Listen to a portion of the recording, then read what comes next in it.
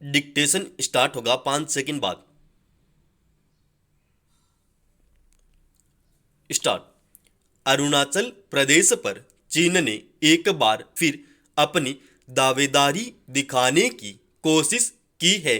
वहां के नागरिक मामलों के मंत्रालय ने अपनी आधिकारिक वेबसाइट पर अरुणाचल की 30 जगहों के नाम जारी किए हैं।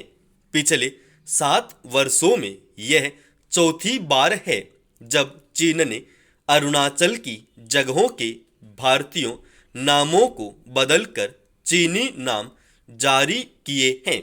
अरुणाचल को वह जंगनान कहता और उसे दक्षिणी तिब्बत का हिस्सा बताकर उसे अपने नक्शे में दिखाता रहा है। हालांकि भारत ने हर बार उसकी ऐसी हरकतों का पुरजोर विरोध किया और दोहराया है कि अरुणाचल भारत का अभिन्न हिस्सा है और रहेगा, मगर चीन वास्तविक नियंत्रण रेखा पर घुसपैठ करने की कोशिशों से बाज नहीं आता। उसके ताजा कदम के पीछे की वजह समझी जा सकती हैं। पिछले महीने प्रधानमंत्री ने अरुणाचल में सैन्य सुरंग का उद्घाटन किया था, तब भी चीन ने आपत्ति दर्ज की थी। दरअसल उसी के बाद से चीन को लगता है कि भारत के अरुणाचल वाले हिस्से पर उसके कब्जे की रणनीति अब कामयाब नहीं होने पाएगी, क्योंकि इस सुरंग के खुल जाने से चीन के बहुत करीब तक भारतीय सेना की आसान पहुंच हो सकेगी। प्रधानमंत्री की अरुणाचल यात्रा के बाद अमेरिका ने भी कह दिया कि अरुणाचल को वह भारतीय क्षेत्र के रूप में मान्यता देता है और वास्तविक नियंत्रण रेखा के पार सैन्य या असैन्य घुसपैठ या अतिक्रमण के जरिए क्षेत्रीय दावे करने के किसी भी एकतरफा प्रयास का दृढ़ता से विरोध करता है। इससे चीन की तिलमिलाहट और बढ़ गई। दरअसल चीन इसी तरह धौंस पट्टी से या चोरी छिपे वास्तविक नियंत्रण रेखा पार कर भारतीय क्षेत्र में अतिक्रमण करने का प्रयास करता रहा है। गलवान घाटी में उसके सैनिक इसी कोशिश के तहत घुसे थे, जिसे भारत ने पूरी ताकत से नाकाम कर दिया था।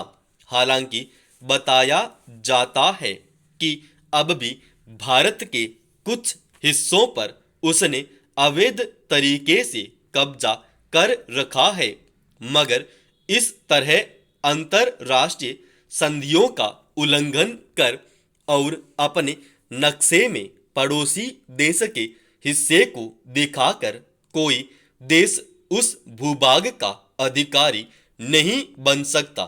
चीन इस तथ्य को नहीं जुटला सकता कि अरुणाचल को वह जिस तिब्बत का दक्षिणी हिस्सा बताता है, उस तिब्बत पर उसने खुद अवैध रूप से कब्जा कर रखा है। अंतरराष्ट्रीय संधि के मुताबिक तिब्बत उसका हिस्सा नहीं बल्कि स्वतंत्र राष्ट्र है। इस तरह चीन दो दो भूभागों पर अवैध दायरेदारी जताता रहा है। चीन अपनी विस्तारवादी नीतियों के तहत किस तरह पड़ोसी देशों, खासकर भारत की सीमा से सटे देशों में अपनी उपस्थिति बनाए रखने के तरह तरह के हथकंडे अपनाता रहा है, वह अंतरराष्ट्रीय समुदाय से छिपा नहीं है। पाकिस्तान, श्रीलंका, मालदीव आदि को वित्तीय मदद पहुंचाकर वह उनके बंदरगाहों पर आदि पर लंबी अवधि का करार करके कब्जा जमा चुका है। दरअसल भारत का आर्थिक विकास और दुनिया में एक ताकतवर शक्ति के रूप में उदय चीन को लगातार खटकता रहा है। फिर अमेरिका के साथ बढ़ती उसकी नजदीकी भी उसे रास नहीं आती, इसलिए मनोवैज्ञानिक दबाव बनाने की मंशा से वह भारत के आसपास अपनी सामरिक और जासूसी गतिविधियां चलाने की कोशिश करता देखा जाता है। अन्यथा चीन इस बात से अनजान नहीं होगा कि किसी देश के किसी भूभाग का नाम बदलकर और उसे अपने नक्शे में दिखाकर उस पर कब्जा नहीं किया जा सकता। आमतौर पर किसी सामाजिक कुरीति का विरोध उसे खत्म करने के लिए पहल की उम्मीद उम्र और समझ के स्तर पर परिपक्व माने जाने वाले लोगों से की जाती है। मगर नोएडा में 8वीं कक्षा में पढ़ने वाली कुछ बच्चियों ने बाल विवाह जैसी कुप्रथा की शिकार हो रही एक बच्ची को बचाने के लिए जैसी हिम्मत दिखाई, वह उनकी जागरूकता का एक बेहतरीन उदाहरण है। हाल ही में नोएडा के एक सरकारी स्कूल में 8वीं कक्षा में पढ़ने वाली एक छात्रा जब उदास दिखी तो उसकी कुछ सहपाठियों ने इसका कारण पूछा। पता चला कि उसकी शादी जबरन कराई जा रही है, जबकि वह अभी पढ़ना चाहती है। इसके बाद उसकी सहपाठियों ने स्कूल के शिक्षकों और प्रबंधन को इस बारे में जानकारी दी। फिर स्कूल प्रबंधन ने इस बात की सूचना बच्चों के जरिए जारी हेल्पलाइन और पुलिस को दी। पता चलते ही पुलिस ने ऐन मौके पर पहुंचकर शादी रुकवाई और आरोपियों को पकड़ा। अब वह छात्रा फिर पहले की तरह अपनी पढ़ाई कर रही है। इस घटना की अहमियत इस रूप में है कि जिन कुरीतियों को खत्म करने की जिम्मेदारी समाज और परिवार के वयस्कों और बुजुर्गों की होनी चाहिए, उसे रोकने के लिए बच्चों ने पहल की। यह छिपा नहीं है कि बाल विवाह जैसी कुप्रथा की वजह से कितनी बच्चियों का जीवन एक तरह से बर्बाद हो जाता है। उनकी पढ़ाई लिखाई छूट जाती है, उनका शारीरिक और मानसिक स्वास्थ्य बुरी तरह प्रभावित होता है।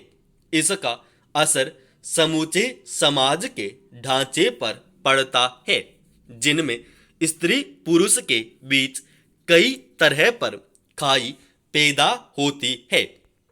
कानूनी रूप से प्रतिबंधित होने के बावजूद अक्सर बाल विवाह के मामले सामने आते रहते हैं।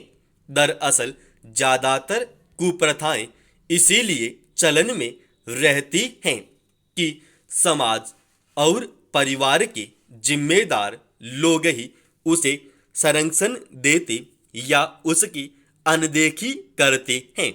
मगर नोएडा में स्कूली बच्चियों ने अपनी एक सहपाठी के लिए जो किया, उससे उम्मीद बनती है कि लोग अपने आसपास अनुचित और गलत रिवाजों के विरोध को लेकर मुखर होंगे और इस तरह बाल विवाह जैसी कुप्रथाओं को जड़ से खत्म करने में मदद मिलेगी। समाप्त। दोस्तों, इस डिक्टेशन का PDF फाइल अपने Telegram channel study with HP Swami पर डाल रखा है।